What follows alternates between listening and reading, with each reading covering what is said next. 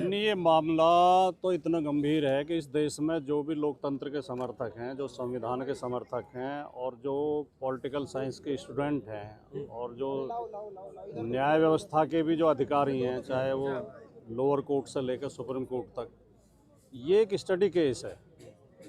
अगर आपको देश से प्यार है और देश के संविधान से प्यार है तो इस केस की स्टडी की जानी चाहिए गंभीरता से कि एक सम्मानित नेता के खिलाफ इस तरह का षड्यंत्र किया गया है कि अंधाधुंध फर्जी मुकदमे दर्ज किए गए हैं और एक अपराधियों की तरह व्यवहार किया गया है।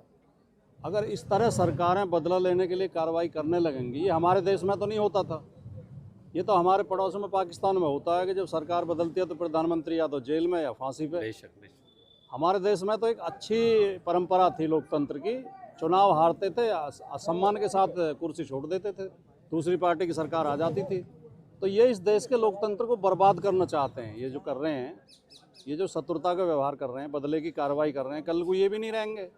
अगर आने वाली सरकार इनके खिलाफ कार्रवाई करेगी तो, और वो आदमी कर रहा है जो पुलिस की 151 की कार्रवाई में संसद के अंदर आंसुओं से रोया था, चिल्ला चिल्ला के। सुना होगा आपने सबने, वो वीडियो मौजूद है यूट्यूब पे। जी। चिंगाड़ कर रोया था, मुझे पुलिस मार देगी, मुझे पुलिस से बचाओ। तब पुलिस इतनी खराब थी, आज पुलिस इतनी बढ़िया हो गई है कि आप उसे, ये पुलिस को भी बिगाड़ रहे हैं, बिगाड़ दिए इन्होंने उत्तर प्रदेश की पुलिस। अब उत्तर प्रदेश में पहले केवल अपराधी अपराध करते थे, अब पुलिस भी अपराध कर रही है। जेब कटी में और छेड़छाड़ में पकड़े जा रहे हैं लड़के, उन्हें हाथ पकड़ पकड़ के गोली मारी जा रही है। छोटे छोटे अपराधों में गोली मारी जा रही है पैरों में। और पुलिस के थाने जो वसूली के अड्डे बन गए हैं। कोई भी क्रिमिनल पकड़ के आता, कहते हैं या तो 5 लाख रुपए मंगाओ, अगर बिना गोली जेल जाना है तो 5 लाख रुपए मंगाओ, नहीं तो पैर में गोली मारेंगे। भाटी साहब, ट्विटर पे कई लोग कह रहे हैं कि जिनके राष्ट्र अध्यक्ष रोटी चुरा सकते हैं, उनके नेता तो यही बकरी मुर्गा ही चुराएंगे। उम्मीद ही क्या कर सकते हैं? ऐसे आदमी की नीचता की क्या हद हो सकती है जो एक इतने शानदार नेता को टोटी चोर कह दे। जो व्यक्ति 5 साल उत्तर प्रदेश का मुख्यमंत्री रहा हो, जिसने 20 लाख करोड़ रुपए का बजट खर्च किया हो, जिसके पिता 3 बार मुख्यमंत्री रहे हों, रक्षा मंत्री रहे हैं, वो 200 रुपये की टोटी चुराएगा?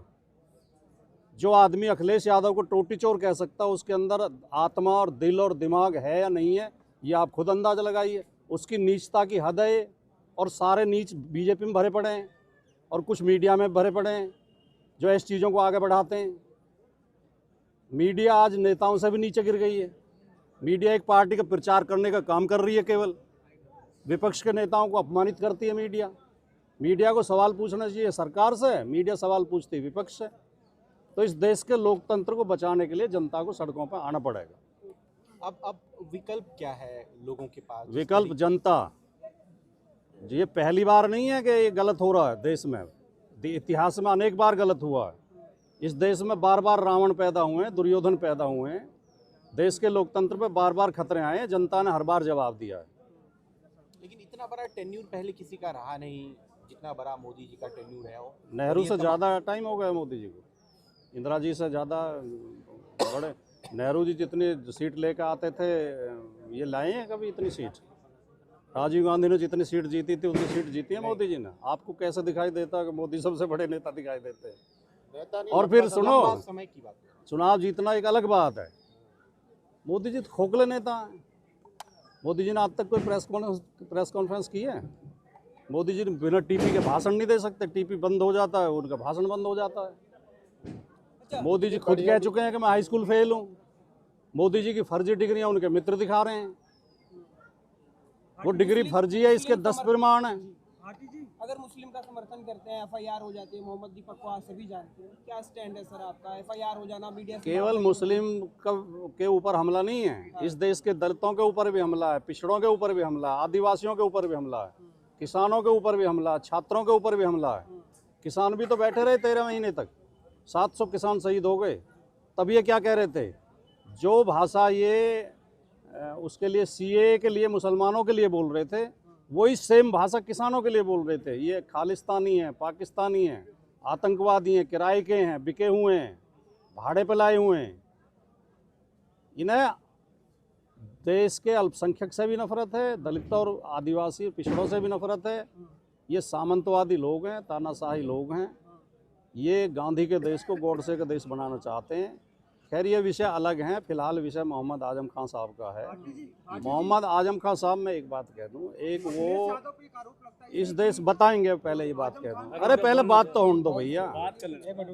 वो विषय आजम खान साहब हैं, आज का विषय आजम खान साहब की पहचान एक पंथ निरपेक्ष नेता, एक देशभक्त नेता, हिंदू मुस्लिम एकता के प्रतीक के रूप में गरीबों की मदद करने वाले, मजदूरों की लड़ाई लड़ने वाले, छात्रों के लिए एक यूनिवर्सिटी बनाने वाले नेता की रही है। वो कभी कट्टरवादी नहीं रहे, कभी सांप्रदायिक नहीं रहे, कभी उन्होंने हिंदू मुस्लिम में भेदभाव नहीं किया। उन्होंने उतनी मोहब्बत वो मुसलमान से जितनी करते हैं उतनी हिंदू से भी करते हैं। उनके बनाए हुए दर्जनों हिंदू नेता हैं इस उत्तर प्रदेश में, जो उनके आशीर्वाद से बने हैं। तो ऐसे नेता के ऊपर कार्रवाई करना और ऐसे नेता के खिलाफ दुष्प्रचार करना, वो बहुत चिंता की बात है। ये भी बात सुनने में अब पूछो, आप क्या पूछो? अखिलेश यादव पे भी एक आरोप लगता है कि आजम खां के बारे में नहीं बोलते हैं। दमखम से अखिलेश यादव नहीं आते आजम खां के आजम खां अखिलेश आपको पहले भी सूचित किया गया था, आपको दिया हुआ समय अखिलेश यादव जी ने दर्जनों बार आजम खान साहब के बारे में बोला है। और एक हमारी पार्टी का ये मानना है, हमारे बड़े नेताओं का ये मानना है कि सड़कों पे ये उतरने से इस मामले में न्याय नहीं मिलेगा, न्याय मिलेगा न्यायालय से, कानूनी प्रक्रिया से। उसमें पार्टी ने और अखिलेश यादव जी ने पूरी मदद, वो सड़क पर बताने की बात नहीं है, वो फिर बात छोटी हो जाती है। वो उनके परिवार से पूछिए और उनसे पूछिए कि पार्टी कितना क्या कर रही है और अखिलेश यादव जी क्या कर रहे हैं। अच्छा, एक सवाल थोड़ा, आजम खां हमारे सम्मानित नेता हैं। आजम खां समाजवादी पार्टी का एक शजर हैं, जिसकी छाया में समाजवादी पार्टी है आज भी। कोर्ट से क्या उम्मीद है? लोग तो कोर्ट से हमें पूरी उम्मीद है, देर लगती है लेकिन न्याय मिलेगा। लेकिन सुप्रीम कोर्ट के कई एडवोकेट्स हैं जो कह रहे हैं कि कोई उम्मीद नहीं है, जजों को पता नहीं कौन कह रहे हैं। हमें हमें देश के न्यायालय पर, देश की न्याय व्यवस्था पर पूरा भरोसा है। एक जज खराब हो सकता है, दो खराब हो सकते हैं, पूरी न्याय व्यवस्था खराब नहीं है। हमें पूरी उम्मीद है हमें न्याय मिलेगा। और केवल आजम खान साहब बरी नहीं होंगे, आजम खान साहब को फंसाने वाले लोग भी जेल जाएंगे, ये भी तय है। लिख लो आप ये मेरी बात, वो लोग जेल जाएंगे एक दिन। जैसे संभल में सीजीएम का ट्रांसफर हुआ, क्या लग रहा है उस तरीके से? और हाई कोर्ट ने भी कहा कि जजों पे अफसर दबाव बना रहे हैं। भारतीय जनता पार्टी की सरकारों में न्याय की सरकारों से न्याय की कोई उम्मीद बची नहीं है, किसी को भी नहीं बची है। जहाँ जहाँ बीजेपी की सरकार है वहाँ अल्पसंख्यक निशाने पे हैं, खासतौर से मुस्लिम निशाने पे हैं, वहाँ दलित निशाने पे हैं, पिछड़े वर्ग के लोग निशाने पे हैं।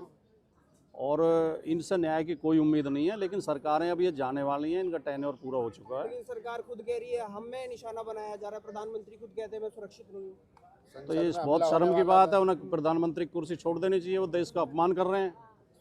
अगर भारत, दुनिया के सबसे बड़े देश भारत का प्रधानमंत्री सुरक्षित नहीं है, तो ऐसे प्रधानमंत्री को कुर्सी छोड़ कर भाग जाना चाहिए। किसी बहादुर आदमी को बैठने दो कुर्सी पर, जो डरता ना हो। स्पीकर ने अगर प्रधानमंत्री को कुर्सी पर बैठते हुए भी खतरा है, तो ये 142 करोड़ लोगों के लिए शर्म की बात है। सदन में भी घेर लिया विपक्ष ने, ये कह रहे हैं काटने की बात की है, दांत से काटने कह रहे हैं कि सदन में आए मोदी जी को दांत से काट हमला हो जाता था।